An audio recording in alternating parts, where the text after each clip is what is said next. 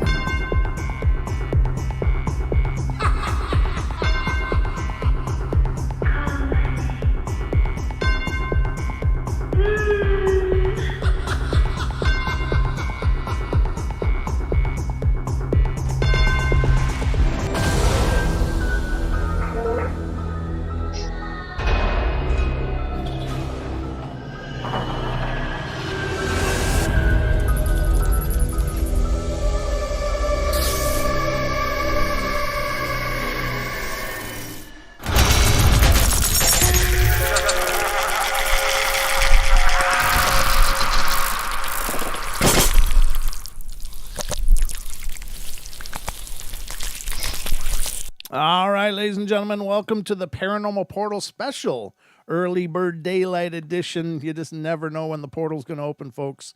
But here we are. It's winding up, and I got a really special guest with me today. This is a gentleman that you all are familiar with because he and I have been working pretty closely together for probably the better part of the last year, but he's also been a guest on the show. He and his team, the Irish Bigfoot Research Organization. Of course, I'm talking about our good friend, longtime friend of the portal, Mr. Chris Dawson is here. How you doing, Chris? Hi, Brent, and hi, folks. Hi, all the viewers. How's things in the States? They're cold right now. It's been snowy and gross, man. I'm just not ready for this cold stuff, but otherwise we're doing good. I think a lot of confusion in the air over here over what the hell's going on, but other than that, we're staying sane. How's it over the pond? Yeah, it's a bit blowy outside, but of course the news from the States gets here as much as it gets to you guys. It's the election is the big news here too, COVID-19. Yeah. That's something similar, really. You know, so yeah. I think sometimes we all just have to switch off the news and come to the portal instead. Yeah. I like that plan. In fact, we should spread that word. Thank you for that idea. That'll be my new ad campaign. Yeah. So turn off CNN, turn off Fox News, turn off BBC. Come to the portal. Absolutely. Yeah, definitely. Yeah, if it's going to be strange, it might as well be the paranormal. Yeah.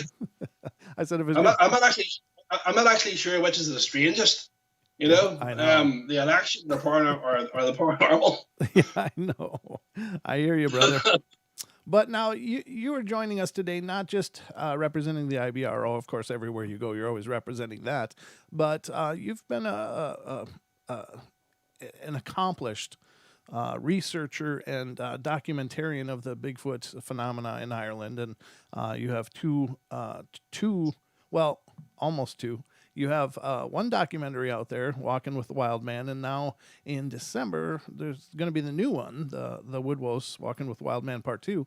This has been a big part of your life, but the cool thing was is you and I were talking, and it's like you started talking about all this other stuff that you've experienced, and I was like, wow. Let's do a show. Let's get this. Let's put this out there because I think it's just fascinating. Yeah, well, obviously, Brent, you know, with myself being a Bigfoot researcher, mm-hmm. You know, like any other Bigfoot researcher who's in the field quite a lot. I mean, I'm out researching at least 3 full days a week. Mm-hmm.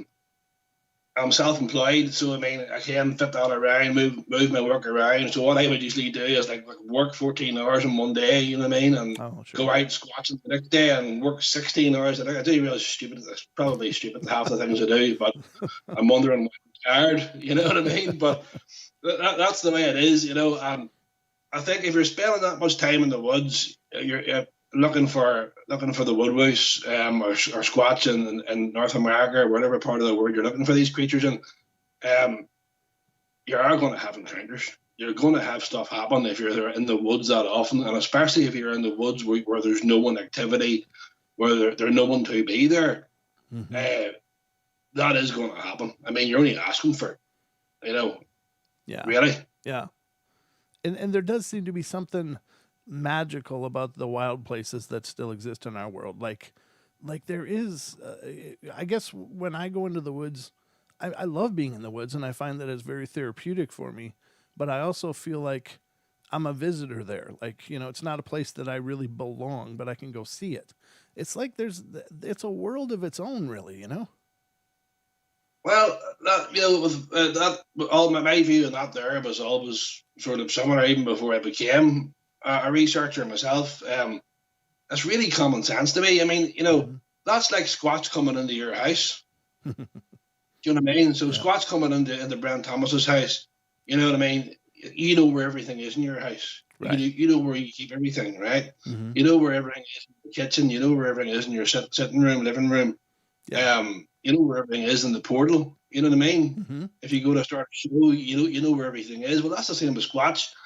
When you go into the woods, he knows every tree. He knows every hole in the ground.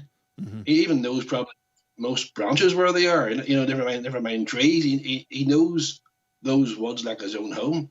Right.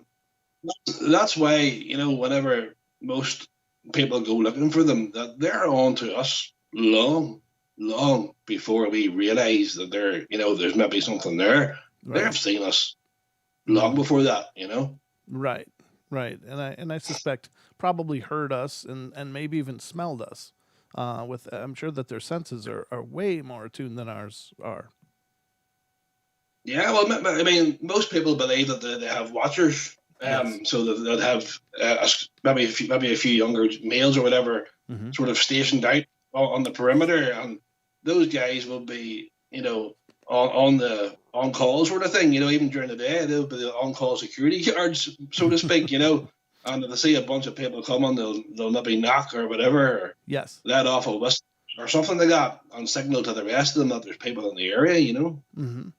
You know, that's an interesting thing, and if you don't mind, I'd like to discuss that a little bit. Now, have you heard the whistling? Because I often hear it referenced, but I very rarely hear that people are hearing the whistling. Is that something you've experienced? Well, yeah. I think that depends on the type of squatch. To be honest. Okay.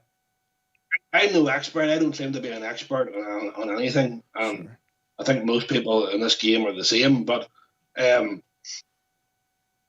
we believe there's two different types of Bigfoot here in Ireland, right? We've got the woodwose, right, which is the wild man, the Irish wild man. The woodwose is really the European name, but it just got more common in recent years to call it the woodwose. But it was always called the wild man of the woods, you know, in ancient times in Ireland. And it's, of course, just like in North America, it had many different names for it, you know, like over there, you've got, you know, the Squatch and Bigfoot, obviously, and Skunk Ape, and you know, all these different names for the same sort of thing. But with over here, we believe we've two species, right? We believe we've got what's called the wild man, which is like the Neanderthal type. It's maybe the males are about 7 feet tall. Oh, okay. And you know, it has a description between a Neanderthal and a chimpanzee. It doesn't have any hair in its face or nothing like that. It has a rounded head. It doesn't have the conical head like Squatch. Okay. It is built pretty well and all that, you know. But those guys would tend to whistle more. Whereas the second species that we have here, which is called the grey man or the green man, gets different names in different parts of the British Isles. It's basically the Irish Squatch. Oh. So it's got your conical head. It's 10 foot tall, 10 foot tall. It's huge. Wow. It's sort of the same. It's got the hair coming in towards the nose, you know. So where the woodbush would be, you know, plain faced with the hair sort of maybe even around there, you know what I mean? It's completely different looking creature. But of course, the Irish Squatch, the grey man, would knock, you know. So they do signal in different ways, and that's not a given, obviously, that is the case. But from what I've seen and what I've heard, that certainly is what I've experienced. No in Woodbush territories they'll whistle. So even if you're just jumped out of the car and maybe just getting your gear together, you'll hear them. Oh. Mm-hmm. And that's a watcher pretty close, and if you're in a grey man territory, the same thing again. Sometimes I've got out of the car and I've heard dunk. Okay. Yep. Then you hear dunk off maybe half a mile off. You hear a dunk further off somewhere, and so on. On the tree. Mm-hmm. I remember one occasion. I was actually by myself, and I was actually scouting out locations for the first Welcome with the Wild Man film. Oh, okay. And I was in an area that I don't really like, to be honest. And it always gave me the jeepers. Mm-hmm. And got out of the car and got 4 knocks. Oh. Now, from different areas, not from the same Bigfoot. So, I mean, like, there was one over here, dunk, you know what I mean? And then over that way, there was a dunk, and then over, because they were obviously signaling to each other. So the first one is knocked to say there's somebody here, mm-hmm. and the second one is knocked, maybe whether he's responding to the first one, mm-hmm. or knocking to tell somebody else further off, I don't know. But that went 4 times, and I was actually surrounded. And on that particular occasion, I'd headed down this little country road, and I mean country road. It was literally the width of your car, Brent, and there was no turning, right? I drove down. It wasn't even a road. Mm-hmm. You know what I mean? It was like, it's like it used to be a road at one time, but sure. It was a complete mess. I drove down this road. It must have been about 1/4 to half a mile, and came upon this big pile of tires, car tires. So somebody had dumped car tires in the middle of the street. And like there was hundreds of them, like, and I couldn't. There's no way I was going to clear all that myself. So I had to reverse the whole way back that road. Oh man! High hedges on both sides of the car, so it was a 2 mile an hour reversing job the whole way. Otherwise, the car would have been a write-off. It would have been a car wreck. And because of this here, my car actually heated up, so there was smoke coming out of the engine. And I eventually got to the top of the hill and out onto the clearing, and I had to open the bonnet and stuff. The hood, as you guys would call it, right? Had to open the hood and let the steam out, and I turned the car off. And that had set, that had set for about 45 minutes to an hour. Mm-hmm. So that would get itself sorted out before we even look at the engine. And that's when the knocks happened, literally as soon as I opened the hood.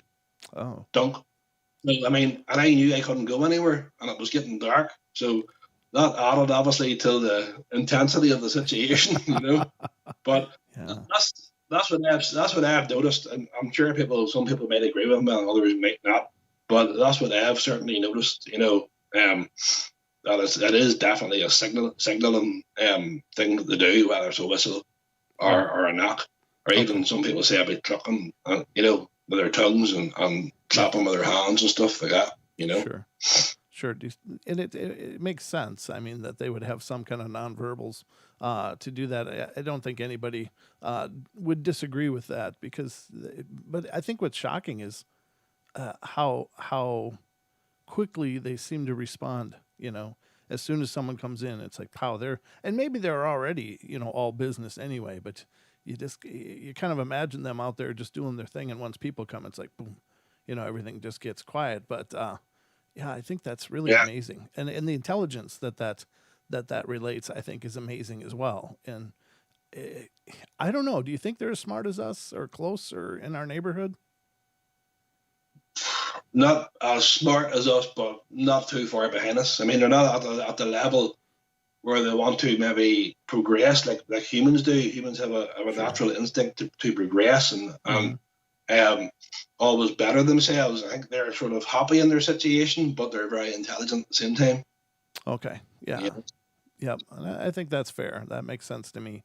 I don't know. Some people think that they're much smarter than us, to the fact that they're, they get these larger than life roles in the fact that they're they're these watchers and these sentinels of sorts, and I guess that's possible too. But I don't know. It's such a conundrum, but I love it. Well, that's all possible, obviously. But as I say, there's no experts in the Bigfoot community. Right. In my view, anybody who claims to be an expert in Bigfoot, no, I'm not even going to go there. Yeah. But that's it. That says enough for me. But I mean, obviously there is all those theories out there, and they could be right. We don't know. But in my view, like we spoke about briefly at the start, whenever you're in the woods, you're in Bigfoot's home. Mm-hmm. So the things that they know about the woods and the things that they can do in the woods are beyond us. Yeah. You're basically dealing with a special forces soldier when you're out there. Yeah. Now, I'm not saying Bigfoot run about with automatic rifles and stuff like that. It's like that. So you're basically dealing with a stealth creature who is equally capable as a elite soldier would be in the woods. Sure. Yeah, and probably even more so because I think they're much quicker than us. They're much stronger. They're much they're in the natural ghillie suits, so they can blend in wherever they are. I mean, it's just incredible. Yeah. Yeah. That's it. Yeah, and I mean, like anything that I've seen at the side of my eye or like lightning, it's just whoop, and that's it. They're so fast.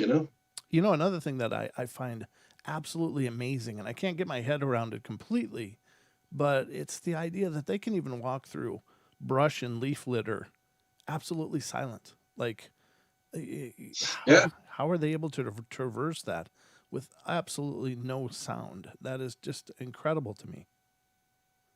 Well, I suppose one way you could look at that, if you walk with a pair of shoes on, you're making a lot more noise. Sure. If you try to walk, excuse me, if you try to walk about in your bare feet, you don't make as much noise. Oh, that's true. That's a good point, because a hard sole goes down evenly all the places it is, but the foot can flex and ease into things. That's a good point.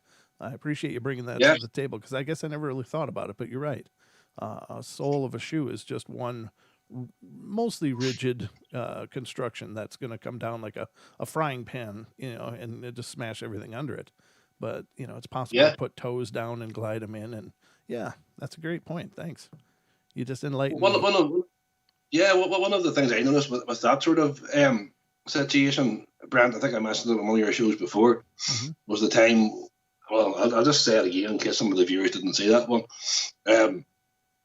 But there was one right beside us 10 feet from me, and all I seen was the head. I just seen the conical head going down behind the hedge. And it had been beside me for dear knows how long. I don't know how long it was following me, but I didn't hear a sound.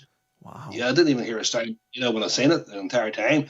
It probably followed me to the car after that, sure. But there wasn't a sound. It was just so silent, just seeing the head coming down behind the hedge, and that was it, Yeah, that's pretty incredible. And I've heard story after story after story like that, where there's people positioned next to a tree on a hillside in full leaf litter and stuff, and the next thing they know, there's a breath in their ear, like like that. It's got to reset your. To be honest, the one that I always fear is the Matt Moneymaker one. The Matt Moneymaker was a young lad. Him and his buddy, I think it was, seeing the Squatch. It was right beside them, and it just came out of the hedge like this, right beside them. You know what I mean? So that's always a sight that I don't want. I like to have a bit of distance at least. Between me and one, it's fine. But to actually have one right beside you and sticking the hedge out there, hello. Oh God. That is incredible. So Chris, how long have you been doing this collectively? And I think I've already asked you this before, but I've forgotten. Well, I've been into Bigfoot my whole life, from the 70s, from I seen Boggy Creek. That's the creative started then, but I've only been researching now about 4 years now. So obviously I was researching different ways before that, but I mean actually researching on the ground in Ireland about 4 years. But obviously I was well tuned in to things before that. I was in all the Facebook groups and all those sort of things, and Sure. Reading all the information about that I could all over Bigfoots all over the world. But before, I never ever believed they were here, you see, before that, until I went for myself. But yeah, but it's a long time, you know. But obviously, in that space of time from a young age, Brent, there was always other things that I was into, you know. I did take a notion about ghosts and stuff for a while. And I have had some encounters there. And UFOs, of course. UFOs, I have to admit, UFOs was my big passion for many, many years. Yeah. I think I've probably read every book going, you know. Seen every documentary going, you name it, I've seen it, you know what I mean? So those were my big passions, you know. Bigfoot was always there, you know. But I think before I even started considering that they might even be here, it was always out of my jurisdiction. Obviously, you know, with Bigfoot, because I always believed in my heart that they were in North America and Russia and possibly Australia and places like that. But I never even dreamt of them being in Ireland or the British Isles or even in Europe. Right. You know, besides Ireland, I never even dreamt of them being in Europe. But of course, you know, some of the places in Europe, some of the forests are huge, especially in Eastern Europe. But yeah, so UFOs and ghosts were my big thing before Bigfoot. That's really wild. And it's funny because you said Boggy Creek, and I think Boggy Creek has probably been the gateway drug to a lot of Bigfooters. You know, it's like they see that. Yeah, like, whoa. No, I happened to see it when I was about 3 years old, maybe 4 years old. Can't remember offhand, but of course I had nightmares for years after that. You know. You know? Yeah, I think I caught The Exorcist one time when I was a little kid, and I didn't sleep in my own bed for a long time. So I hear you. The one that got me in that one, Brent, was actually The Omen. I actually, you know, had many sleepless nights because I was just waiting on the crow to land on the windowsill. Oh yeah. You know, hearing a dog out the backyard. Was that Rottweiler? You know. Yes, exactly. So, which obviously I think you've had your Bigfoot experiences as you've gone out. Like you didn't have just an incidental one that kind of brought you into researching, then, right? No, I've sort of threw myself in the deep end. It's my own fault. Yeah, definitely. Hold the hands up. Well, I'm sure glad you did. Yeah. I mean, obviously, you guys are doing amazing stuff, and it's really exciting. With the whole Bigfoot in Europe and Bigfoot in Ireland, do you still get a lot of pushback on that from people that aren't willing to admit or to recognize that may be possible? Oh yeah, okay. Yeah, but everyone's entitled to their view. Sure. But the one thing that sort of beats me, I have to admit, I was one of them people at one time too. But sure, it actually sort of annoys me now, where somebody just quite point blankly says that they're not here, without even investigating it or researching on the ground to be able to say that. I don't even myself. Like I said, I said those things in the past myself. Sure. And I wasn't qualified. I wasn't qualified to say that, and nor is anyone else. Mm-hmm. The only way you're qualified to say that is if you go and investigate something. That is just like a detective, for example, in a homicide case, without even going out to the scene of the crime, saying he done it. Yeah, it was him. Yeah. Or it wasn't him. There's no way it could have been him, and he hasn't even been there to investigate. That's basically what you're saying. Yeah. If somebody says that, I can confirm 110% that there's Bigfoots in Ireland. 110%. I have seen them on a few occasions. I have heard them, had them walk up close to me on a few occasions. They're 100% here, as much as what they are in North America. In Britain, well, I can't speak for Britain, but I believe they are in Britain as well. Sure. And of course, Russia and Australia and all those places. There's just like the UFO theory and ghosts and all that. There's just too many sightings and reports to discount, Brent. Yes. Even here, North America has thousands of sightings, Bigfoot sightings. Yeah. They've got hundreds of sightings every year. Mm-hmm. Not everybody can be telling lies. Yes. Yeah. There probably is the odd person that does tell a wee fib or whatever. Yeah. But not everybody. It's just, a lot of these witnesses too, you speak to them and you've got direct eye contact with these people. You can tell by looking at somebody when they're telling an lie. I don't know about you, but I can't. It's just that, the facial expressions that they use. Right. Obviously, a liar is easy to work out, because if you ask a witness their account today, right, mm-hmm. and go back to them in 6 months' time and say, sorry about that, didn't quite catch all that. Would you mind going over that again? Sure. Yeah, sure. And tell you a whole different story then. Right. Do you know what I mean? Yeah. That's when a witness who has a true account will hold ground to what they've seen, and if you ask them their story now, ask them this time next year, ask them in 10 years' time, and the story is exactly the same. Yes. So. Yeah. No, I agree. It's a common tactic that detectives and stuff use as well. So if anybody's engaged in a crime or whatever, they'll bring them into the police department and ask them a few questions and stuff, and record the conversation, obviously. And they'll say, oh, okay, that's okay, Mr. Thomas, off you go there, you can head on home then, and then bring you back in 6 months down the line. Do you mind if we asked you a few more questions about that again, Mr. Thomas? Mm-hmm. And then they would go over the things again, and maybe you dropped in a few wee different things. And then they would record that conversation, obviously, too, and bring you back 6 months later. Do you mind if we asked you a few more questions about that, and so on? So this is what they do, especially in cases where they find hard to solve. The police would do that, them sort of things. It's no different with us, and especially some of these guys, researchers who are genuine researchers. Mm-hmm. I watch plenty of podcasts, I watch your show all the time, watch Sasquatch Chronicles and all those things. And they have had people on, like yourself, who have been on maybe a few times, and they've maybe mentioned the same story over and over or whatever, and they've told exactly the same story. So that just can't be discounted, Mm-hmm.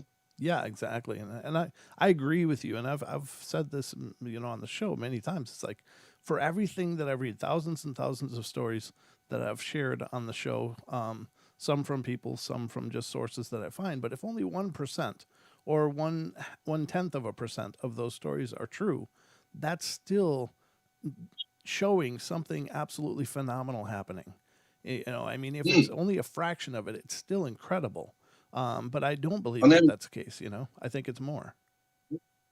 And then that's obviously that these multiply when you have multiple witnesses telling the same story. Yes. Of whatever encounter they've had. There's been people alongside me who have had encounters and stuff, and their story doesn't change either. We both say all at the same time. So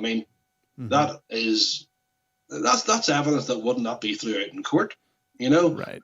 But yet, the theories on people's accounts on Bigfoot, UFOs, ghosts, and all those things are thrown out by the mainstream media and laughed at. Yeah. By the mainstream, But these accounts are no different than a court case, and especially if you've had military personnel reporting UFOs and these sorts of things, or Bigfoot encounters in the woods, and you've got a whole troop of soldiers, a whole unit in some cases. Like the Randlesome case, the UFO case in the south of England, in was it 1980 maybe, or something like that. Those guys, they were all American soldiers, and there was a whole bunch of those guys. And they still tried to discount them and told them they were seeing a lighthouse, and all these different things. It's just hilarious, Yeah. It really is. It's just when I see those sorts of programs, you see those sorts of documentaries on the History Channel, the Travel Channel, and all that. Mm-hmm. When you see them start, I just brush them aside, because it's the guys trying to discount these people who are talking the crap. In my view, you know what I mean. So yeah, absolutely. I just switch it off. Yeah, and some oftentimes the phenomena that they try, or the physics that they try to imply is the real thing, is even more bizarre than the actual. If it were just a flying saucer, it's like a flying Yeah. saucer is more credible to me than what is it? It's Venus reflecting off of swamp gas and all that weird stuff. It's like, come on, I'm with you Yeah. there, and it's I guess for them to do the program, maybe that's part of the shtick, is just to show both sides. They think they're being balanced then, but yeah, it is. I think it's insulting sometimes that those people come on and absolutely take away these people's claims or try to. It's frustrating. Yeah, because I do understand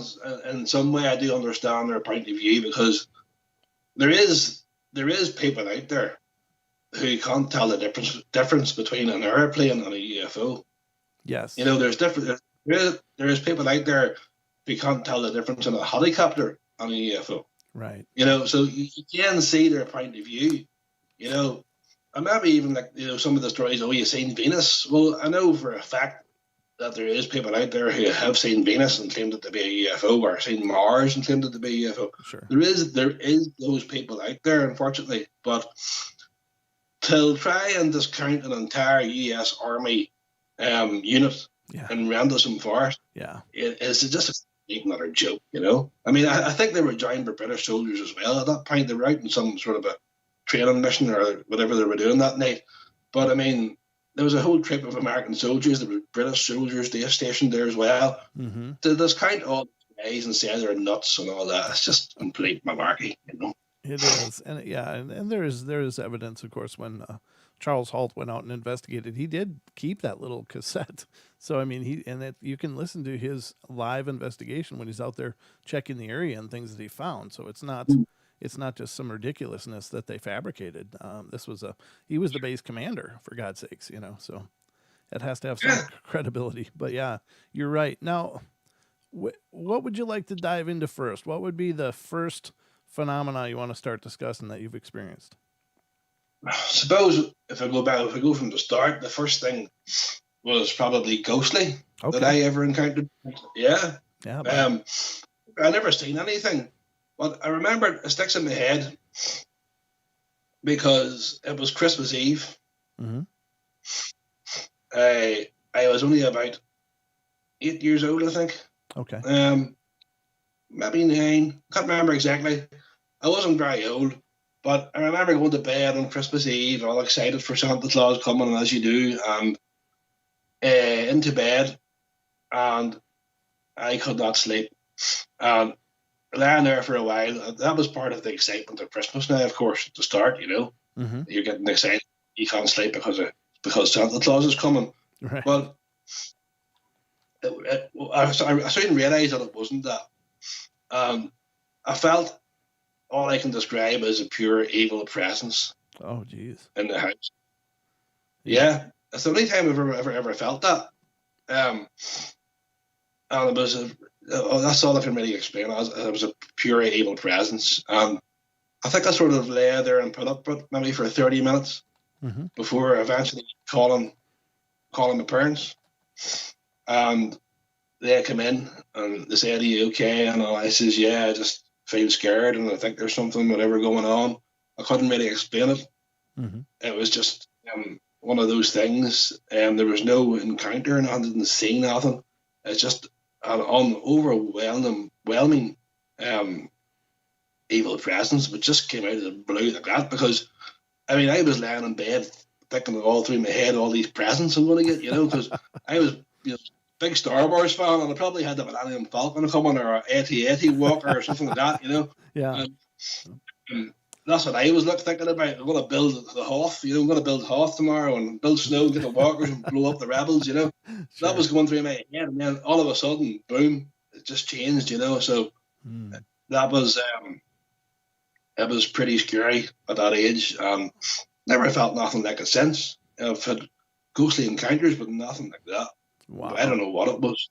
Yeah. That's crazy. So we got a question in the chat. It's from Bomber. She says, has he ever seen or heard of a light in the woods that looks like the lit end of a cigarette, but knowing it's not?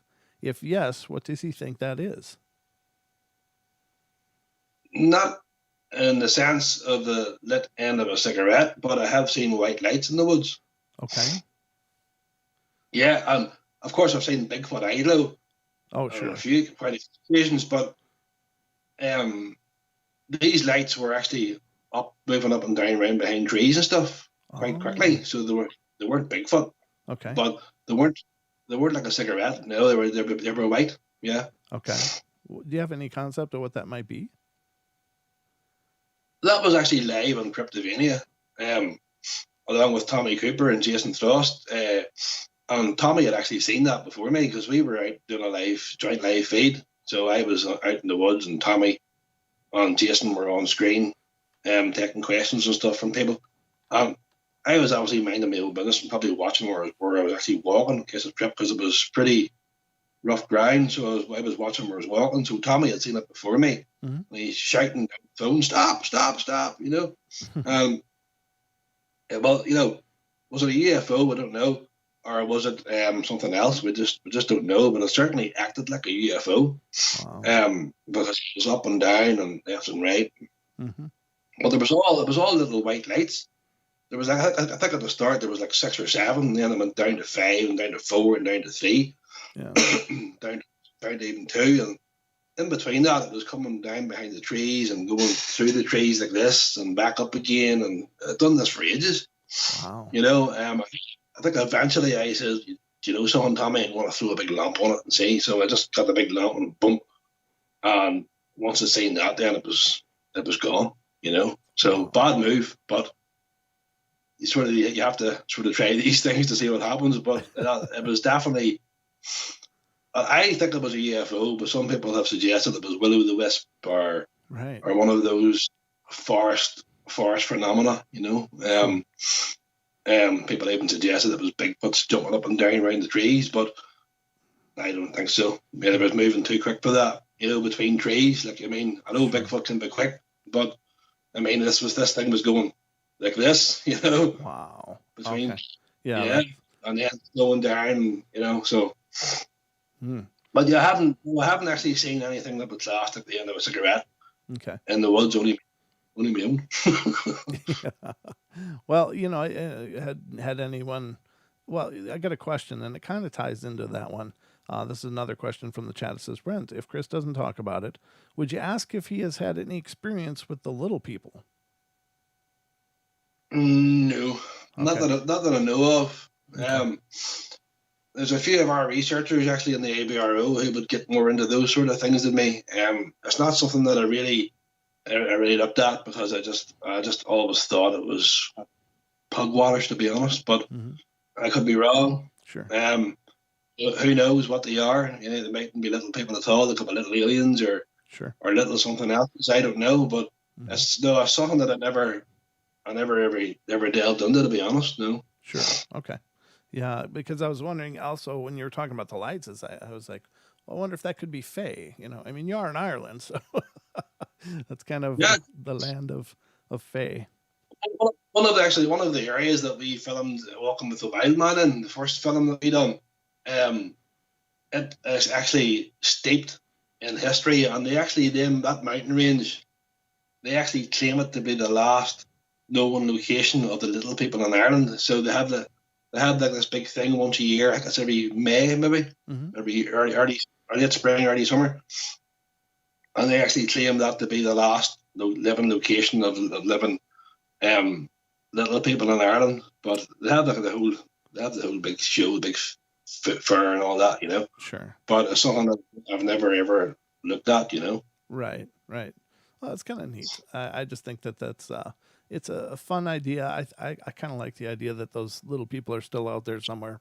And of course, we do see reports of that kind of stuff. So that's not beyond the realm of possibility for sure. But yeah, go ahead. I don't think that phenomena, Brent, is actually in just in Ireland. I think that's maybe worldwide too. That phenomenon, I don't know. Yeah, it is. Because there's the puckwudgies, there's the duende, there's the God, there's so many names for them. The gnomes, of course, are seen everywhere. So yeah, it really is. You're right. I don't know. Yeah, definitely. Yeah. The thing about the paranormal that it's taught me, Chris, is that it's all possible. It's all possible. Mm. One thing I would want to do, what I want to mention, on the ghost side of things, now I have had a couple of well, I've maybe had a few sort of things, but the only time where I can actually say where I actually seen a ghost, it was in the mid 1990s, long before my Bigfooting career, and my video film work career. I was a printer, and we were on the night shift. Now, this factory that we worked in, right? It is, and it still is. It is super haunted, right? Oh, sure. They reckon there's like 18 ghosts. Wow. In the one factory, right? They're in all different parts of it. I had a few experiences and stuff, over the years, and just out of the blue, having the hair stand up on the back of your neck and all those sort of things, and going cold all over. Had all those experiences. Down there's a certain part of the factory which is very old. This goes back to the early 1800s. Oh. And I used to have to travel down there to get big barrels of glue, right? Oh. I was a printer, right? So we printed fabric and different things, and we used a certain type of glue.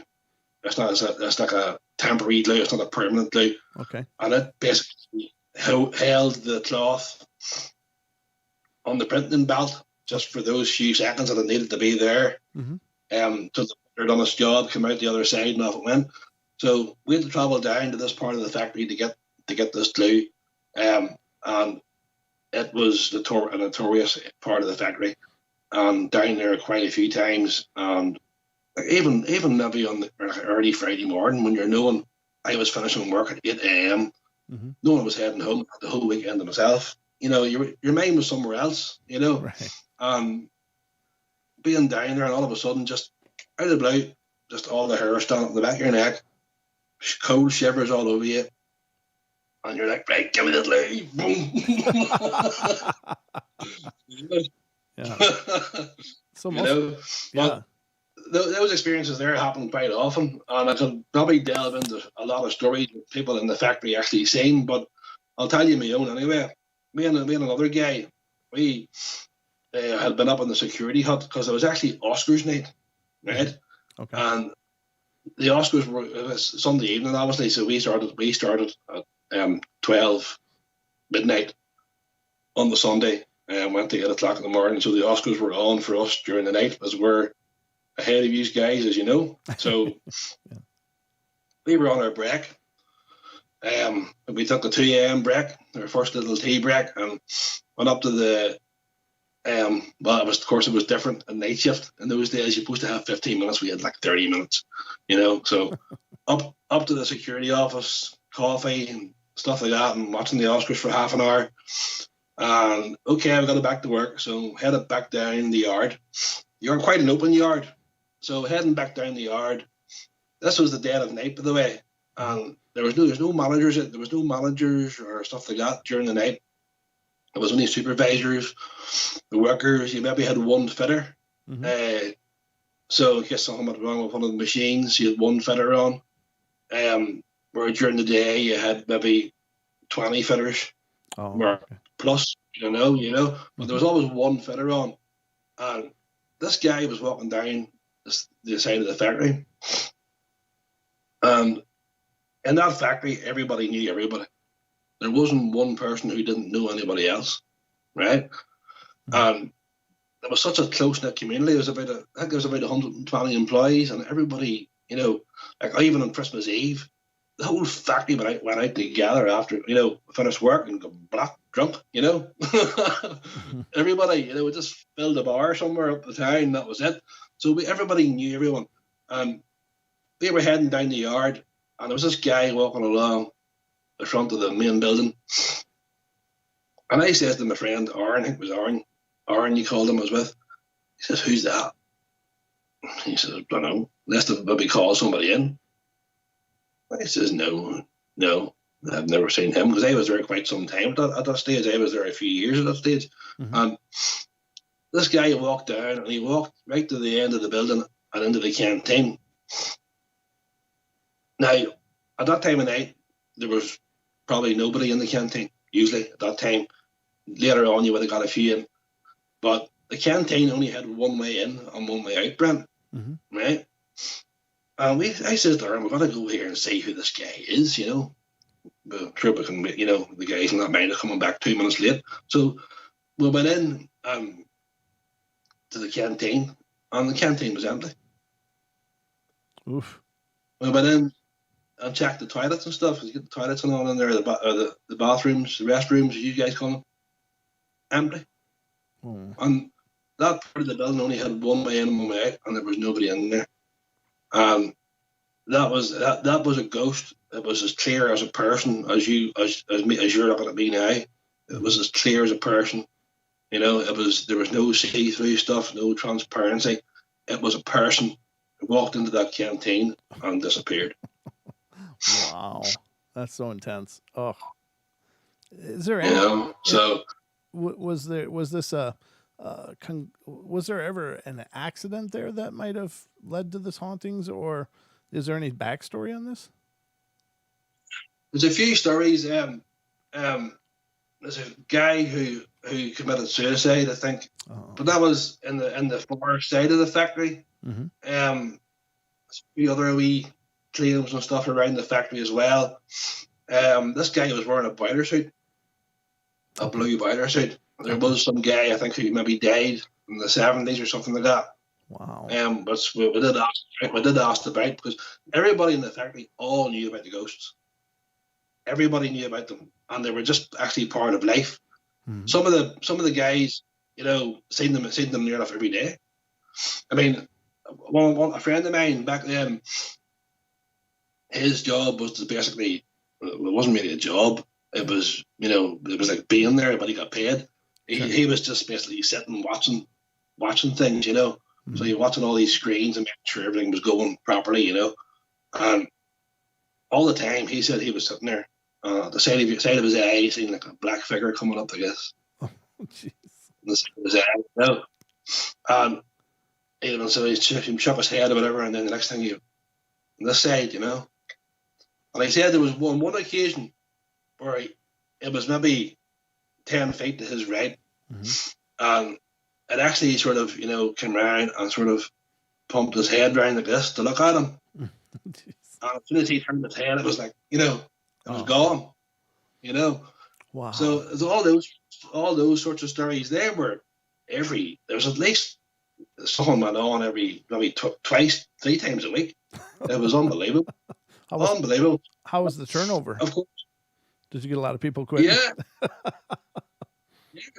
No, I think it was just part of life. Sure. But I know one of the guys who worked up in the old part of the factory, as I said, dates back to the 1800s. The old middle part, at the very back end, and one of the guys actually, after, I think he was up there about 2 weeks, and he went round to the manager and he says, "Listen, you're going to have to put me somewhere else because I am not working up there," because they were throwing things at him and everything. Like, and they weren't throwing little things. There was big coils of thread. But so I lifted a few in the past helping guys out, and they're a ton weight, Brent. Yeah. And these things were flying through the air. Oh, jeez. At people, you know, whizzing past people and stuff like that. So I can see his point. And I think he actually seen something in the old lift. There's one of those real old lifts, like those old lifts you'd see in the 1930s with the old cages where you pulled across like this. The old lifts, elevators. Yeah, sorry, elevators. Yeah. The old cages that came across. Yep. And I think he actually seen something in the elevator. He was going down with some of those big coils I mentioned. And it was actually standing in the flipping elevator beside him, whatever it was. So at that point, he went round to the manager. He says, "You listen, you're going to have to put me somewhere else. I'm leaving." You know, so, yeah. Wow. See, there was a guy who worked up there before him, right? I'm not going to mention people's names, obviously, because they might want me to share their stories. Right. You know? Yeah. But was a guy who worked there before that, and he died, right? And this guy who worked there after him briefly, he believes that the ghost up there, that particular ghost, was used to. Well, the ghost was well used to the other guy and didn't mind. That was sort of annoyed at the fact that this, guy had gone, and this new fella was here, and he just wasn't happy with that. Yeah, I think that's why it sort of got. Excuse me. That's why it got more intense for him, But that factory, anybody who worked in it will tell you the same. The stories non-stop in it, Yeah, very wild. And there are locations like that just seem like they're kind of, they draw the spiritual energy for some reason, and that's pretty intense. But I tell you what, I know you wanted to take a break about halfway, and we're just about there. So I think we'll take a quick break, ladies and gentlemen. Don't go away, because we'll have, of course, much more with Chris after we come back. So we'll be right back. You're stuck. Lovely. Lovely. All right, ladies and gentlemen, we'll be right back. Just give us a second. Yeah. Right.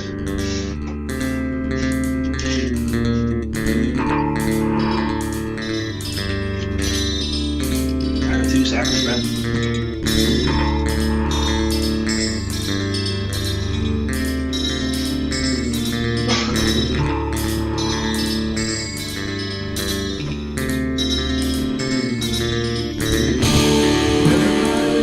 Play their games.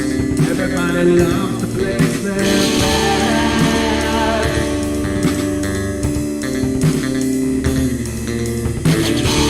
They don't understand the price I pay.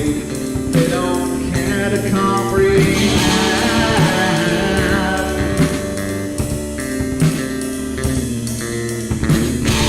Trace their lines upon my body, dripping scars across my heart.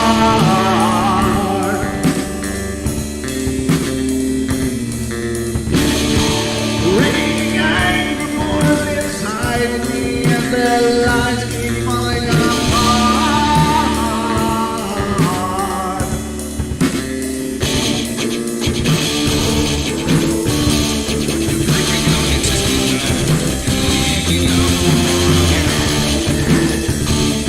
I'm not talking yet. I'm not talking yet. I'm not talking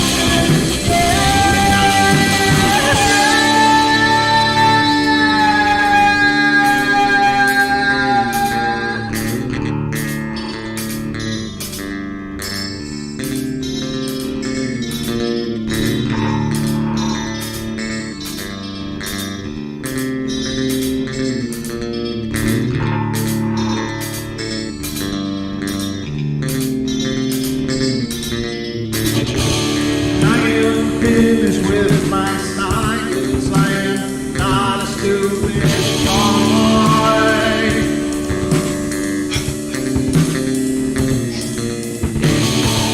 No more breaking me with kindness, just you dance upon my joy.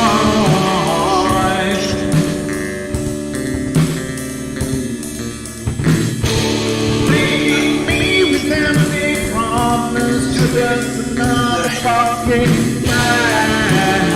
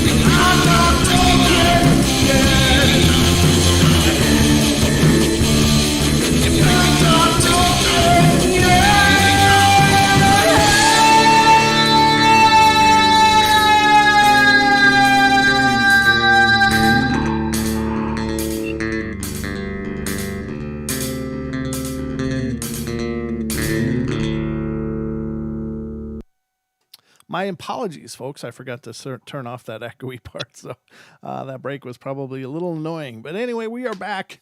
I am joined today by Mr. Chris Dawson of the IBRO, Irish Bigfoot Research Organization. I got to remember to breathe while I'm talking. And we are today, we're talking about not only his extensive experience with Bigfoot, but also his incredible experiences with the paranormal in general. So this is our opportunity to kind of go all over the map with him. Chris, I got to ask you these questions as they come up. Otherwise, I'm never going to remember to. But another question from chat, and it's, Chris, are you familiar with the giant otter cryptid from Northern Ireland, pronounced the Duvar Cool or such? But my Gaelic is about as good as my Mongolian. Yeah, it's not, again, I have never looked at it, but it is something that I'm aware of. Yeah. I don't think it's necessarily located just in the north of Ireland. It's reported in the lakes down along the west. As well, maybe, but it's a thing that I don't know a lot about, to be honest. Okay, yeah, and I am vaguely familiar with that myself, but in fact, I think some people have postulated maybe that's what Nessie sightings could be. I believe I've heard that correlation before, but yeah. Okay, well, thank you. So before the break, we were talking about your experience in this printing location, and was there just... Go ahead. The ghostly realm. Yeah, exactly. You know what I mean? Yes. The world of ghosts. So was I mean, obviously you probably had several experiences there outside of, but that one apparition, that full-bodied apparition you saw, is just incredible. And then how about anything else there, or was that about it for this location? Yeah, on the ghostly stuff, there was one more of my own encounter that actually me and my wife had. My beloved grandmother died in April 2007. Okay. She was 80. You know, she even got it written on her tombstone that she was 84, but she was 85. She always made herself a year younger, but she was literally one day off being 85, right? Okay. He made sure that it said 84, you know what I mean, on her tombstone, like. Sure. But that was her anyway. That was her. But about a year after her death, it was March 2008. So almost a year after she died, we were living down on the Irish Peninsula in the north of Ireland. If anybody's familiar with the map of Ireland, the northern half, you can see Loughnane in the middle. And if you go to the right, you come to Belfast, the city of Belfast. And out to the right of that, there's a peninsula that goes out like this. Mm-hmm. It's like a little arm, sure, going out like that. So we were living down there at that point. About 11 months after she died, the wife and me were having a couple of glasses of wine, like we were watching the X Factor, one of those shows, or but I can't remember. Maybe it was one of those shows, Pop Idol or American Idol, or one of those things that I had to be roped into watching. But anyway, I said I'm going to take a toilet break, so went to the restroom, and I just got into the hallway, and my grandmother had a distinctive smell, like a lot of people do.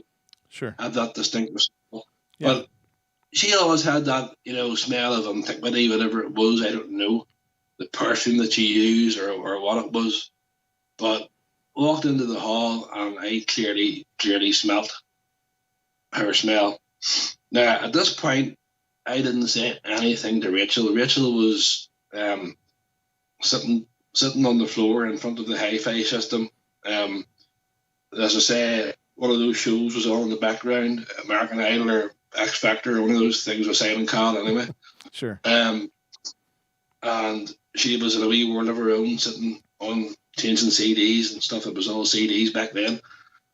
And I went into the hall, smelt the smell, sort of shrugged it off, and went up the stairs and done my stuff.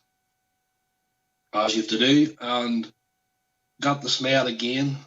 And just as I got that smell, Rachel, it's my wife, Rachel, shouted, top of her voice shouting, "Chris, your granny's here." Aw, that's awesome. So I went, what? You know?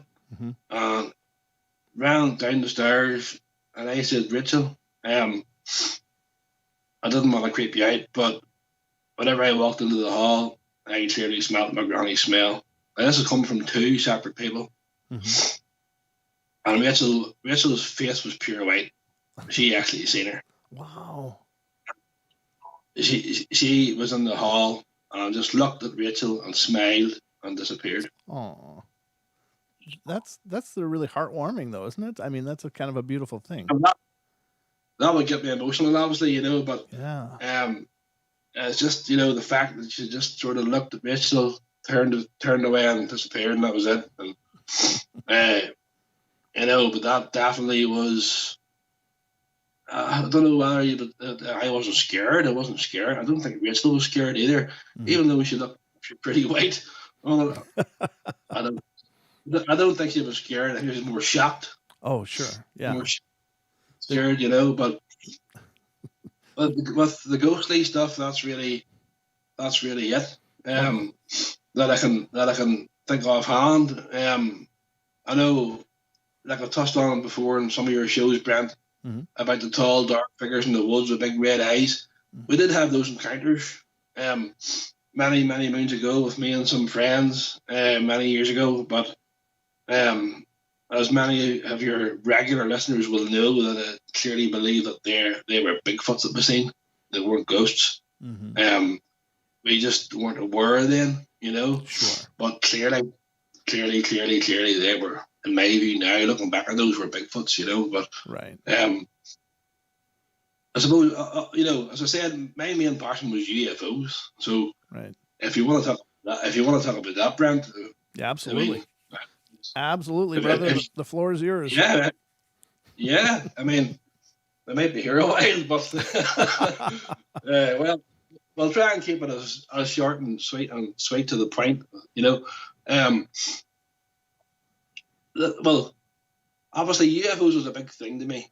You know, I was always, as I said earlier, read every book, watched every documentary, all that sort of stuff before the internet came out. And once the internet came out, then of course we were surfing left, right, and centre, and every website, every podcast you can find, every YouTube video you can find. You know, that's just the way it was. But I mean, I never had really any real encounters, you know, at that point. And even in the early days of the internet, the first encounter that obviously with UFOs and ghosts are different than my Bigfoot research.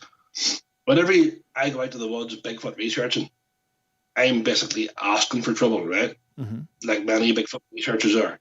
But with the ghost phenomenon and UFOs, I've never ever researched it, right? I'm no more experienced than anybody else who reads books or watches videos or documentaries, right? I'm just no more experienced than that, right? Right. But I saw something I never expected, never looked for it, or nothing like that.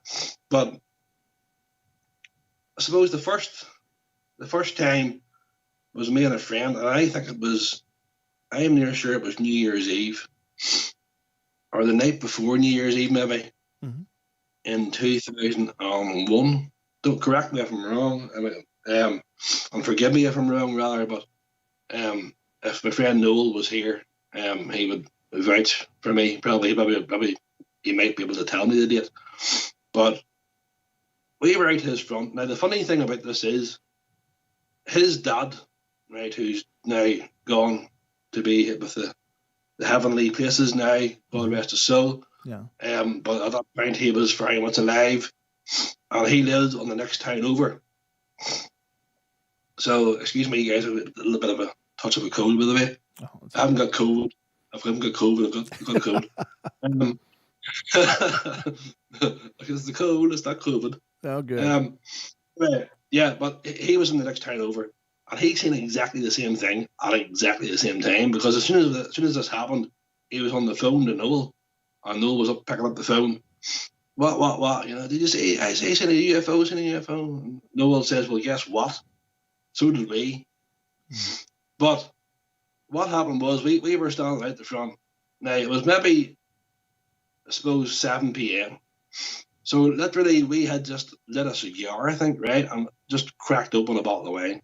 Okay. So, I mean, we weren't drunk, right? We were about to get drunk, like, you know, we're trying our best to get drunk. But we literally just cracked the bottle of wine open. Sure. And we just said that he had a summer seat out the front.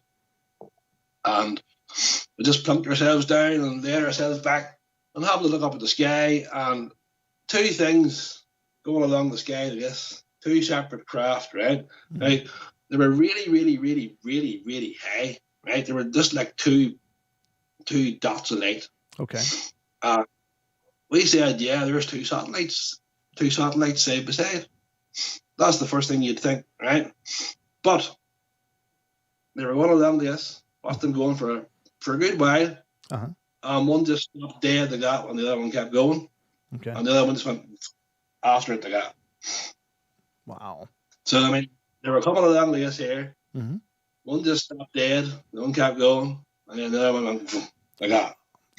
So then we realised there weren't satellites, and literally as soon as his dad had seen the same thing, he was out the front as well, and he phoned him and says, "I seen a UFO," and we says we're seeing exactly the same thing here, you know. Wow. The towns were only about 7 miles apart, so he's seen exactly the same thing. And the changing speed and stuff would definitely imply it wasn't just a satellite or something going over, or satellites going over in sync. It's, you know, that's definitely a level of control that they can't do with satellites. Yeah, it's definitely an intelligence there, you know. That's what convinced us, you know. But whenever I'm out on the Bigfoot research and stuff, I see a lot of strange things going on in the sky. I get them a main UFO sighting in a wee moment, because it's something that will never leave me. It's I can remember the date, the exact time of day, everything about it, right? Wow. But I'll get to that in a wee moment. But excuse me. Again, it's not COVID, it's the cold. Anyway.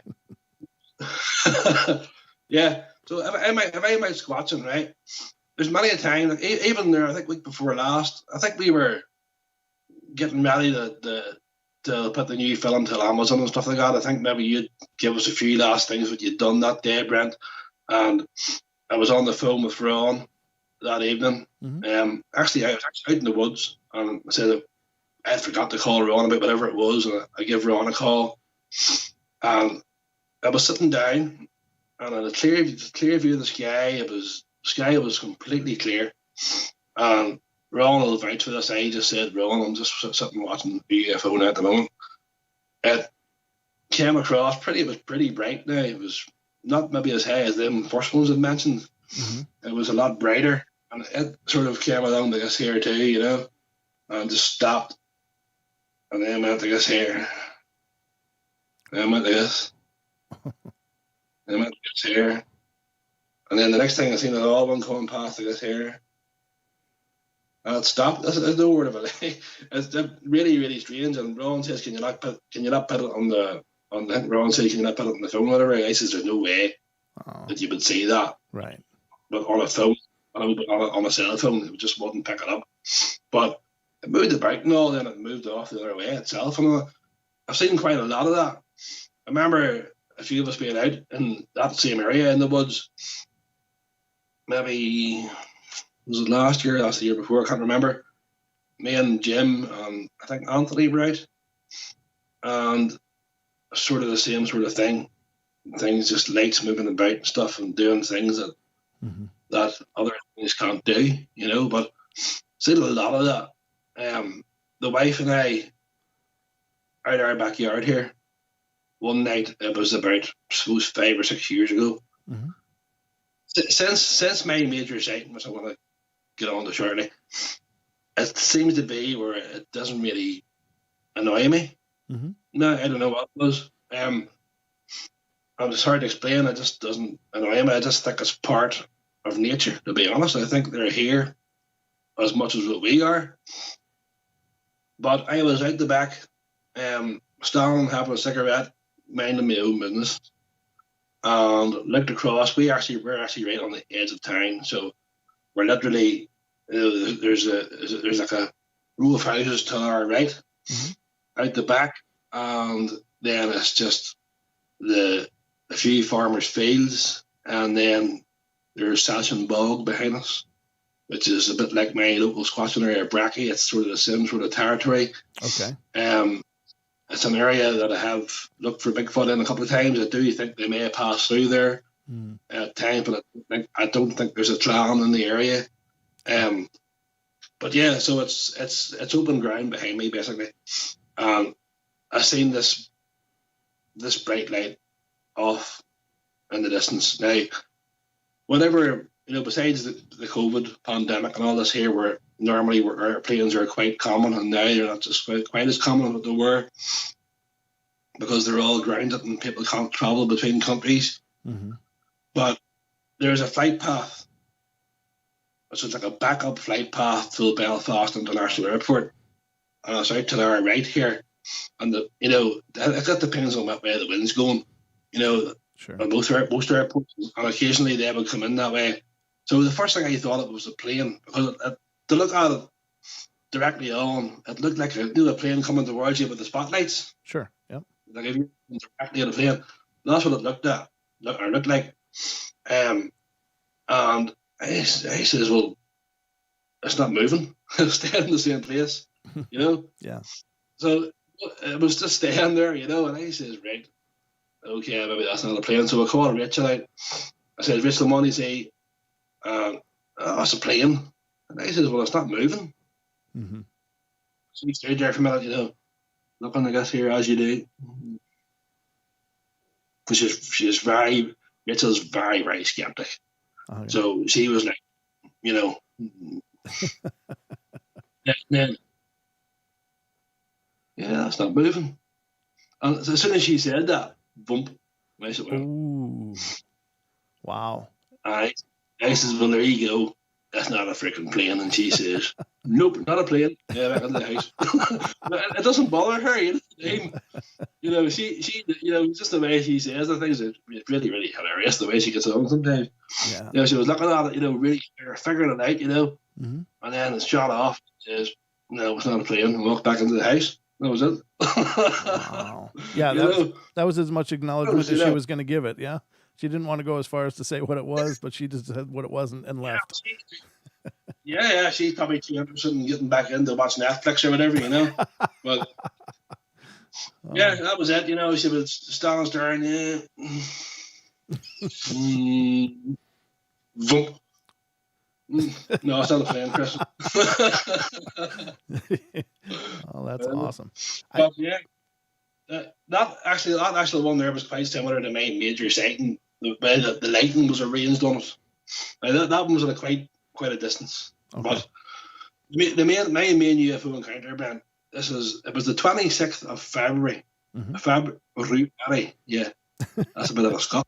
I promised you I would do a Scottish accent, Brent, didn't I? That was nice.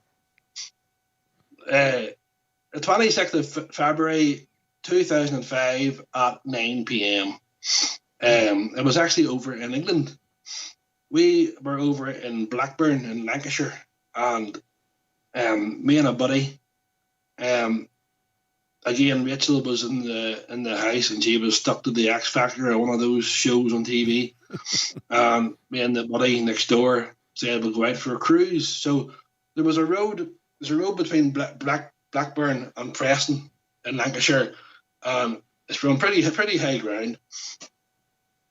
And if you head up there, you've got a really, really good vantage point of Blackpool Tower. Blackpool Tower is exactly like the Eiffel Tower in Paris, only it's in Blackpool, right? It's maybe not just as tall, but probably not far off it. Maybe just literally a few feet smaller. But if you're familiar with the Eiffel Tower, which I'm sure most people are, that's what Blackpool Tower looks like. And from this vantage point, you can see Blackpool Tower. So we went out with the binoculars, and all those stuff to see if we can see it, because it's a lovely clear evening. At that time of year, it's like just like the Eiffel Tower. It's all lit up, all the lights all over it and all that. So that was our game that night, to go out and get a photograph and get the binoculars and look at Blackpool Tower. And it was a little country road, it's sort of the width where two cars can just about pass and nothing more. Headed down the road, and we came to the sharp bend. Now, we were after a little stop-off point. There's a lay-by there where you can literally fit two cars on it, maybe. Yeah. And that was our destination, to pull in there and look at Blackpool Tower. So we headed round corner and came up onto the lay-by. This all happened so quickly, by the way. Come up onto the lay-by, and literally I pulled a cigarette out of my packet, and I think Liam, my friend, he pulled this one out of his packet as well. We got out, just literally plugged our butts on the bonnet, or the hood. Sorry, the hood. As soon as we done that, obviously they weren't expecting us, and I think we maybe spooked them more than what they spooked us. But this thing was behind the hedge to our right and blocking our view of Blackpool Tower, may I say. If it wouldn't have been there, if it would have stayed there, rather, we wouldn't have seen Blackpool Tower. But anyway, this thing was behind the hedge. The hedge was about 4 feet tall. But this craft was, it looked to us like it was pitch black, or a really dark brown, or something. It was a really, really dark colour anyway, right? Okay. It was hard to tell. At this stage, it was hard to tell. But this was on the other side of the hedge. We were standing there, and the next thing, it came up from behind the hedge like this. Oh, jeez. Okay. I'll never forget this, right? I actually did report this to the UFO people in the UK. And it came up, it was the size of a coach. What is a coach? What do you mean, a bus? Yeah, big Okay. bus. Okay, gotcha. Like one of those big Greyhound buses. Okay, gotcha. It was big. Really slow up behind the hedge, and not a sound. Not a sign. And it was pitch black, or like I said, really dark brown. It's hard to tell, right? But come up, and the next thing, this big light on the front of it came on, really, really bright, but like hard to explain. It was very bright, but at the same time, it was a dark yellow. Oh, okay. Which was odd. But this light came on, really bright, and at this point there was still no noise. But once this light started to move from side to side, you started hearing like a boop, boop, boop, boop, boop, boop, boop, boop, boop, like us that I can remember. Right. The light was going from side to side, like this here. And I think at this point, both of us hadn't spoken. Okay. We were just watching this.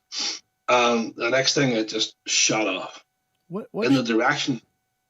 What shape was it? Sorry, go ahead. What shape was it? Oh, it was an oval, definitely an oval shape. Oval. Okay, gotcha. Huh. So whether it was a disc, or I'm sure it was probably a disc, but we couldn't see that because it was so close and it was so dark in colour apart from the light. It could have been cigar shaped, I don't know, but it was definitely oval shaped. Light going from side to side, and then it just shot off in the direction of Ireland. We were only about, I suppose, 30 miles from the coast in England, and it headed directly towards the Irish Sea. It was in front of us, right? And it was above the cloud line. like that. Wow, man. Yeah. Thump. Yeah. And I'm sure many of your viewers have seen Close Encounters of the Third Kind. Sure. When the craft's going through the clouds, you've seen all those multicolours, like blues and greens and reds and all those multicolours. Yeah. That's exactly what we said. Wow. When I got up there, it was shooting across the sky and all those colours, beautiful, beautiful colours going across. I was amazed. Wow. At this here. But Liam, my friend, he took it bad. It scared the living dead out of him. He just got into the car, drove us back home, didn't speak. He barely said bye. Wow. And the next day, I got up the next morning. He actually lived next door. Mm-hmm. I got to speak to him, and he barely spoke. He wouldn't speak about it. And his mother said, "I think it's better left, Chris." Mm-hmm. To be honest, it really, really scared him. Yeah. His mother said it's better left, but it didn't scare me. It just amazed me, because actually those the colours going through the sky was just exactly like Close Encounters of the Third Kind. It really was. And of course, I reported that to the UFO people in the UK. The only response I think I got was what did they say again? It was something really. They said something really silly in response. I'm trying to think. It was something like, it wasn't a weather balloon or something like that, or it wasn't an airplane or something. It was some real silly response, So I think because of that response that I got from them, I didn't go any further with it, So was that a MUFON report or is there some other organization? It was UK. Okay. There was the UK reports and sightings or some. Okay. Some great. Can't remember for sure, but. I think if you Google it, it should come up on their website. If you Google it, if you type in UFO sighting Blackburn, 26th of February 2005, that should come up. Yeah, you should see the report on that. If you Google that, so if anybody wants to read about that, it's the Google UFO report Blackburn, as in BLSEKBURN. N for Norman, and then 26th of February 2005. Yeah, Lancashire. I know, yep. Yeah, Lancashire at the end, maybe it'll come up. I don't think it'll matter. I know you guys put your month before your date, but over in the UK here we would put like the date before the month, so it'll be 26th of February rather than February 26th. Right. But it should come up. Yeah, it did actually. That was something to. I mean, it even eclipses my Bigfoot encounters. Yeah, I put it up on screen, so it's there, and it's from uk-ufo.co.uk, and it's your report. Yep, you're cited there. Wow, that's amazing. That's something that doesn't leave you. As I say, even the time and the date are still there. It's just something that doesn't leave you. Yeah. Wow. That's incredible, and what a profound experience, of course, too. So you'd already seen things up to this point, anyway, though, here and there. But this was like your main course in UFO experiences, huh? Yeah, well, that actually area around Blackburn and Lancashire is actually a bit of a hotspot, I think. We have family in Blackburn, you see, so my uncle and my cousin seen something quite similar on the hills below, which is sort of below between Blackburn and Manchester. There's a bit of a mountain range in there somewhere, and they seen something quite similar, only a bit more multicolored. Those with multicolored lights on it, they seen something similar up there. I think a wee village called Darwin. Darwin was the next village down from Blackburn. So there's the hills there at Darwin. Actually, quite famous for woodbush sightings in that area too, I believe. Yeah, so it's a pretty active area. The first thing that I thought of afterwards, because there was an air base quite close to there, maybe 15 miles. Did you say Airbus? Is that what you said? Air base. There was an Air Force base. Okay, gotcha. I think maybe there's some US Air Force station there too, or there was at one point. Okay. So, I always try to pass these things off, even things like that.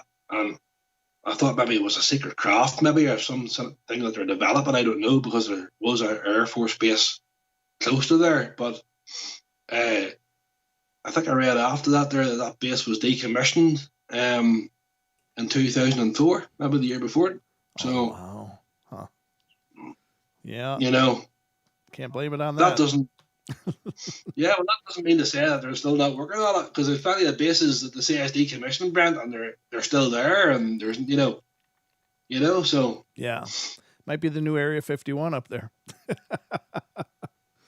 Yeah, well, there's actually supposed to be an Area 51 type place up in Scotland somewhere, I think. I don't know much about it.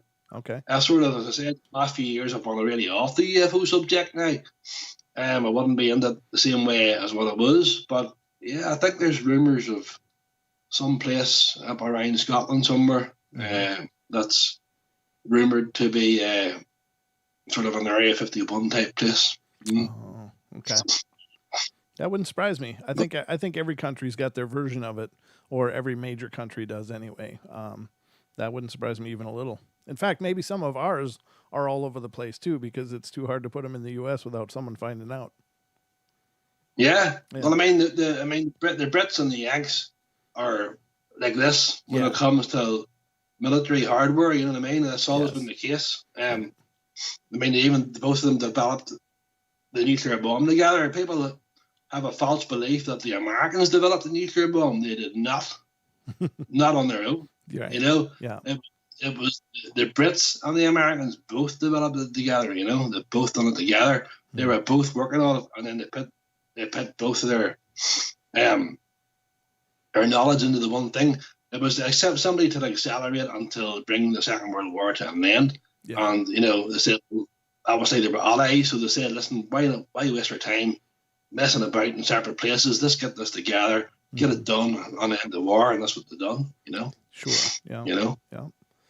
Yeah, I'm sure. And so if we have captured craft, and there's plenty of evidence to show that we do, and I don't see that there wouldn't be any reason they wouldn't be sharing that knowledge as well. Sure. Yeah. Definitely. I mean, obviously Germany has a big hand to play in those things too, and people think, that some of those secret craft may have originated with the Nazis. We don't know that for sure either, but it's a pretty good theory. Yeah. Because they were working on a lot of stuff, and I think the Nazis were actually working on a bomb as well. Probably. It was maybe a couple of years off completion whenever they actually beat the Nazis into submission. But I think a couple of years down the line, if Hitler would have had the bomb, the world would have been different. Yeah. Sure. Oh yeah, no question. I mean, that was the deal breaker for a lot of the conflict. At least it put an end to the Pacific theater, that's for sure. But yeah, it's scary stuff. Of course, that idea of technology, and you got to wonder if some of that wasn't born in captured craft somehow. I don't know. I don't put anything past it, because I think that a lot of our technological advances are probably, very possibly, have been derived from captured vehicles. Yeah. Well, I mean, the whole space program, as you know, was run by Werner von Braun, right. Yep. Who was a prominent Nazi. Yep. So I mean, only for him, we wouldn't have been on the moon. Right. Yep.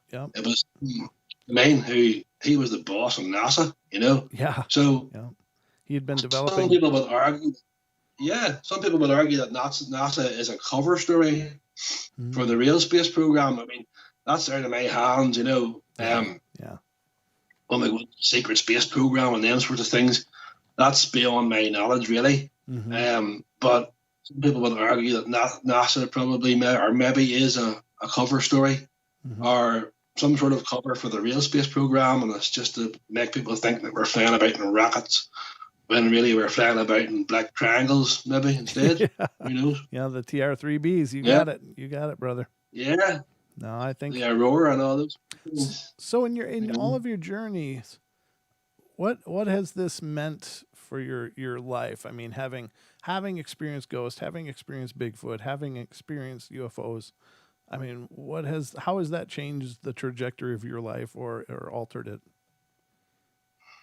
I just don't think ghosts or UFOs have, but certainly my research on Bigfoot has changed my perspective. You know, it's opened a lot of tons of worms. You know, so like I said, I never ever believed with any questions. I never believed that they were here. You know, and like I say, you know, like any detective, go out and investigate the scene for themselves. Right.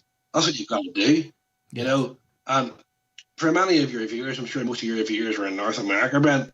And I mean, obviously, most of your viewers are interested in Bigfoot, UFOs, ghosts, and all those sorts of strange things.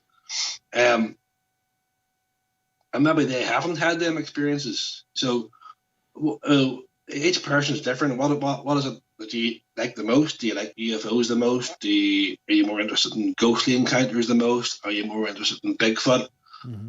Go do it. Go do it. That's all I can say is go do it. I mean, go if you want to find Bigfoot, go and stay in the woods. Go out there and sit down. Find a nice place to sit down in a known active area. By the way, people have some people have a false belief that you got to go into the depths of the wilds to find Bigfoot. You don't. I can assure you here and now that Bigfoot is watching us.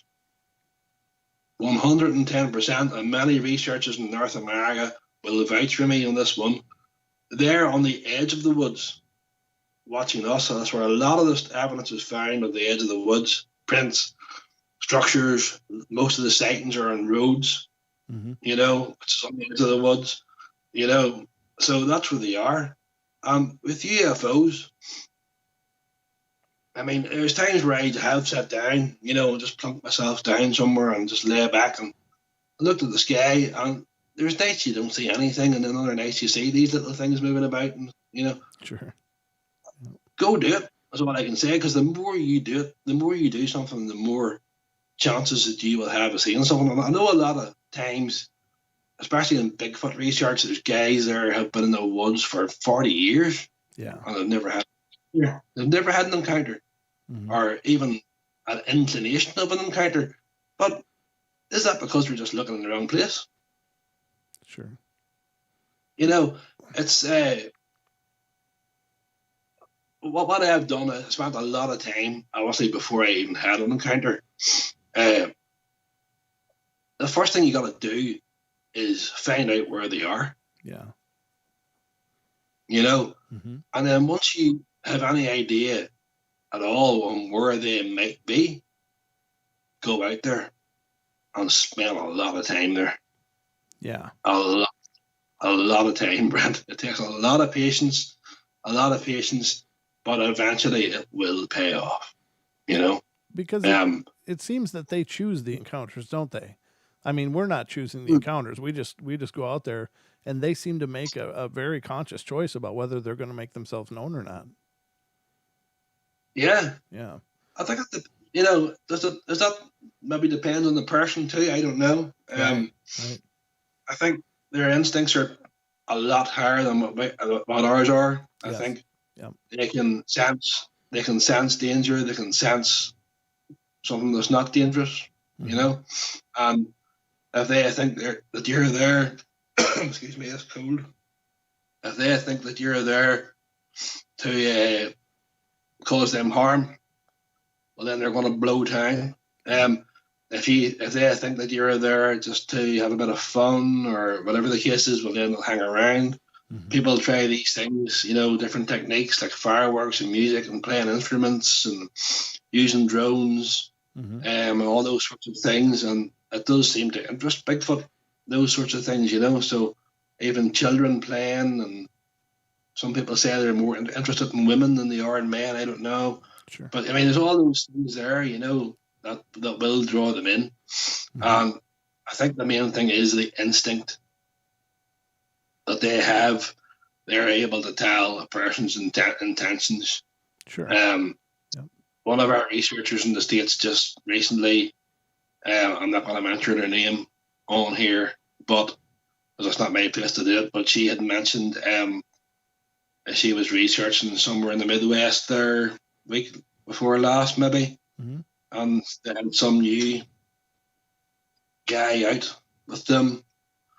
They were actually surrounded by Bigfoots that night, and they actually seen a shadow of one moving or something like that. And this new guy who hadn't been out with the group before took a mad run towards the Squatch. Oh. You know, running towards the Squatch. What he was trying to do or prove, I don't know. But obviously those guys, that's a no, you know. And most Bigfoot researchers will say, no, you don't do that. You let them come in closer, you know what I mean, to try and get something. This guy bounced off towards the Squatch, you know. What he was expecting to get from that, I don't know. But I know if that was from me, if I was doing that, I'd expect a rock on the head, maybe. You might expect to get dead, yeah. Yeah, or a bluff charge. Yeah. I've heard of guys being bluff charged. There was a guy in England, in the south of England, maybe, or maybe he's in the east of England, I can't remember. But he done that with a wood bouse, something similar to that. And the wood bouse just turned around, looked directly at him, growled, and ran right towards him. Yikes. You know what I mean? So you're only asking for trouble doing those sorts of things. And of course, after that incident there, I was in the Midwest somewhere. After that incident there, the rest of the Bigfoots that were around them and were quite happily entertaining whatever was going on, they all vanished after that. They all disappeared back into the woods. Sure. And they lost any chance what they had of even capturing a sound or a visual or idol or whatever. The Bigfoots all disappeared, you know. So, you know, it's just nothing. That's something that I just wouldn't recommend, you know. You know, you raise an interesting point too. You said, you know, go out there and look. And I think that that's also fantastic, because I think the more people out there, the more opportunity we all have to gain new knowledge, new evidence, new footage, photos, you know, and, you know, bring more to the table, you know, notwithstanding the incredible efforts by a lot of people already. But I think the more people that are out there, it may help, but it may also hinder too, because if you get people going out half-cocked, not knowing what they're doing, they're going to teach them to be really afraid of people. You know, so there's the other side of it, I guess. Well, my other advice too, you know, would be that the smaller the area, the more chance you're going to have. I mean, if you're going to dive right into the Pacific Northwest, you know, basically get dropped off on a parachute out of a chopper and land, you know, 500 miles from civilization, you know, is it kind of good as a chance as anything else that you'll bump into a Squatch? But you know, anything that I have seen anywhere in the world, all these reports, all the evidence is found close to the edge of the woods. So that's where you go. Sure. Why travel 200 miles into the forest? You know, trekking across mountain after mountain after mountain and so on. Yeah. To look for park the car up on the edge of the highway. You know what I mean? Jump out of the car and walk in 1 mile or 2 miles, and you have more chance of finding evidence that way than you have trekking across the hills of Oregon for 3 or 4 days, you know. Right. So, well, know, and I gotta say, I would think going out into the middle of nowhere, you'd be in much more danger, not only because you're in the middle of nowhere, but the ones that are on the edges of the forest watching us are the ones that are interested in us. The ones that are in the middle of the forest are would seem like they're the ones that don't want anything to do with us anyway. And so I would think that it could be a much greater liability to jump into their heart of the territory of one that has avoided people and hates people, rather than, you know, the ones that are right on the edge of parks watching children swing, you know? Yeah, I would definitely agree with that. I mean, Ireland hasn't got the forests that these guys have, but we do have some pretty big woods. I think our biggest ones are sort of maybe 100 miles long. You know, that is big for here. But in saying that, any of those places where I've went really deep in, where I have had maybe a bit of an encounter, it usually hasn't been too good. You know, it's usually been sort of creeped out, felt unwelcome, hit by infrasound, had a rock thrown at me, or whatever, right? Whereas if you go to an area where you squatch a lot, you're there all the time, they sort of get to know you a wee bit maybe, or be familiar with you, and know that you're no harm to them. Right. And then that's when you get them they're actually willing to play with you. You know what I mean? They're willing to whistle and knock back at you and all that sort of stuff, you know, and gift you apples and things or whatever, you know. But if you dive straight into the woods, hundreds of miles in, yeah, of course, I'd agree with that, Brent. You're going to meet squatches who maybe have never even seen a person. Yeah. And they're going to see you as an immediate threat, you know? Yeah. Yeah, absolutely. I think that stick to the ones that are familiar with us. Yeah, 100%. Yeah, definitely 100% agree with that. Yeah. And again, why travel hundreds of miles to go squatching when you can get out of the car and walk a mile into the woods? And, you know, my advice there too, from what I've seen, walk into the woods, maybe 500 yards, and walk along the edge of the woods. Don't even walk any further, you know, walk along the edge. That's where I found a lot of structures, a lot of prints.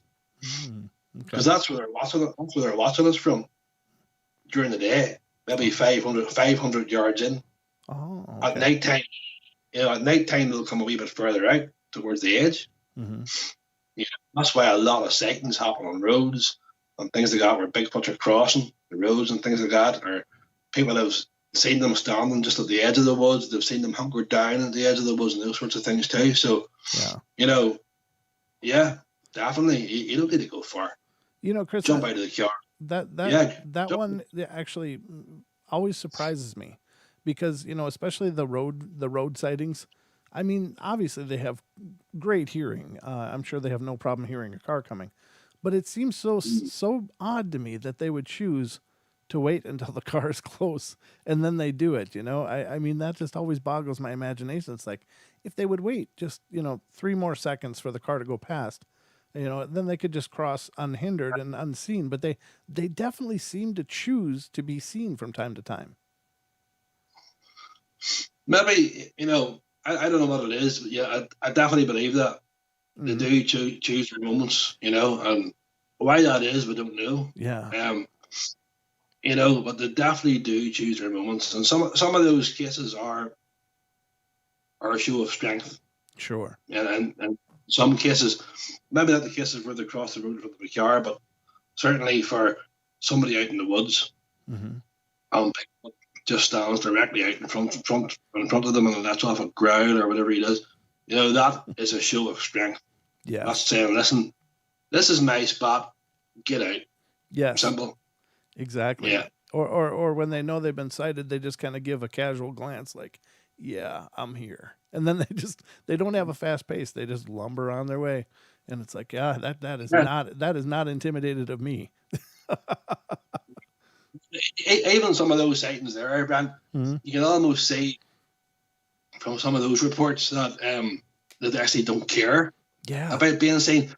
People have, you know, seen the Bigfoot walking along, and it just gives a glance, you know, and that's on. It's just like, I don't really care about you, and walks on, you know.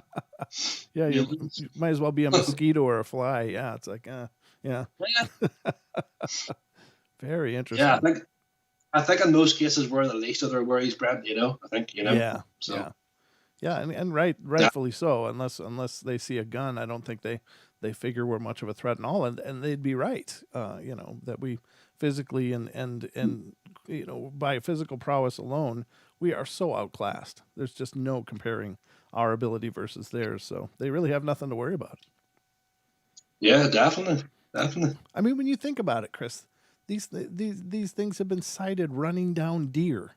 And, any of you out there listening, I mean, you know how quick a deer is. They are just, boom, they're like lightning. And yet there are many witness reports that have seen these things run down a deer. So do you think you're going to outrun them in the forest?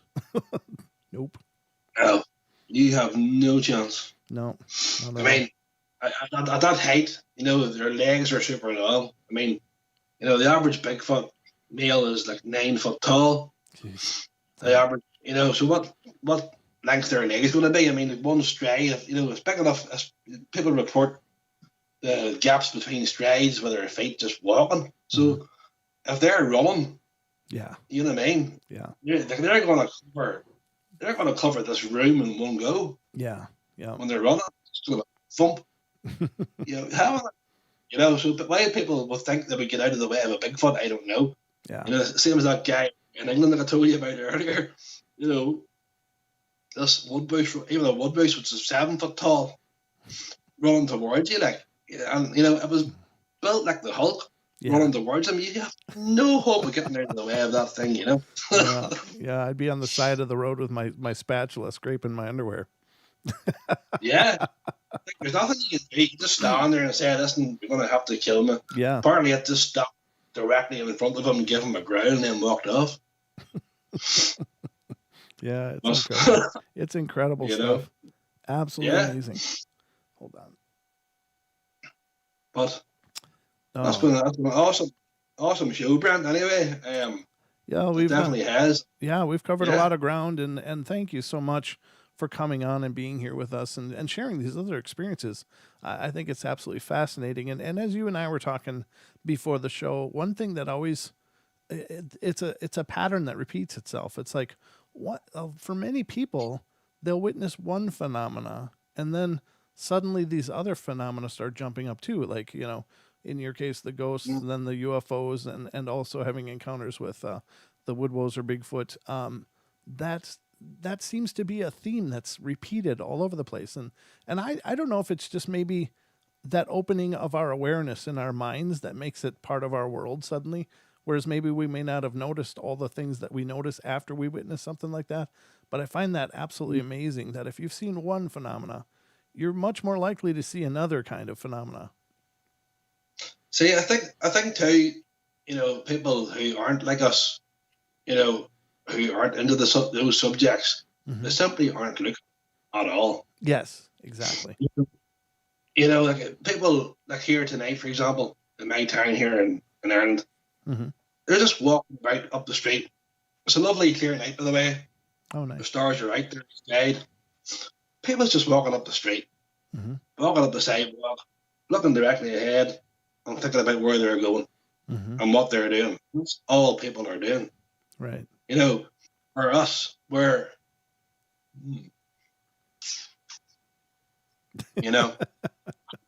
we're in the woods. What was that?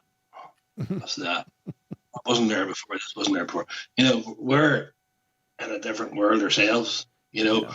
People are just into the car, right? We're going to the mall. That's it. And then they go home. Yes. That's what, what I mean. They're not even attempting to look for anything. Right. Of course, some people who are in that situation have the unexpected encounters, of course, too. But in most cases, people don't. And in most cases, people aren't looking at all. Yes. But we are. Yeah. And I think people aren't very good at looking anyway. I mean, you hand any adult a Where's Waldo book.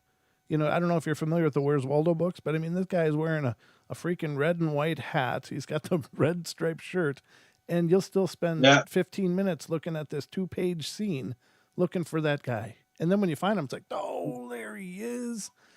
So how much harder is it for us to find a Sasquatch, But, well, it's been an absolute pleasure, brother. Thank you so much for coming on and sharing this time with us and sharing your experiences.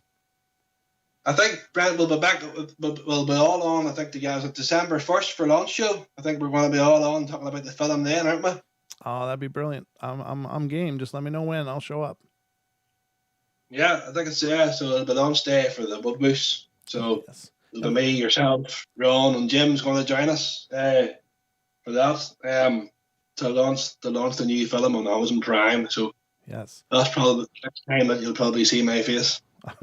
And ladies and gentlemen, if you aren't already aware, Woodwow's Walking with the Wild Man 2 is coming out in December of this year. It's a brand new documentary from the Irish Bigfoot Research Organization and Contemporary Digital Media, including myself as narrator. And that'll be coming out on Amazon Prime. So definitely watch for that. I would recommend that you check out Walking with the Wild Man, which is already on Prime. That's part 1 of their journey. This Walking with the Woodwows Wild Man Part 2 is part 2 of the journey. And there's already a third that's in the planning stages. So lots of great stuff coming, but great films. Check them out for sure. I have to say, though, Brent, you did add a lot to the Woodbush. I'm not putting Walking with the Wild Man down in any way, by the way, but certainly the new film is sort of like The Empire Strikes Back to the Star Wars. It does eclipse it. I think your input, Brent, was great, by the way. Thank you very much. And it definitely does add to it. And obviously, you're going to hear us guys, and you're going to hear Brent's wonderful narration on the new film as well. So, yeah. Absolutely. Well, watch for it, ladies and gentlemen. And thank you so much, Chris. I really appreciate you letting me be a part of this whole journey and making me a part of the family. So I'm really excited for that to come out. And it's going to be good, folks. So thank you, Mr. Chris Dawson. Have a wonderful day, sir. And we will be in touch. Thanking you. Adios, everyone. All right, everybody. That's going to wrap it up for us. So take care of yourselves. I'll be back probably later in this evening at 7 p.m. Pacific Standard Time to do the night terrors. So if you're interested, catch me then right here on the YouTube channel. So love you all. Be good, be kind, be nice. Take care of each other. Help each other out. Find the magic in every day and remember to laugh as much as you can. Have a great day.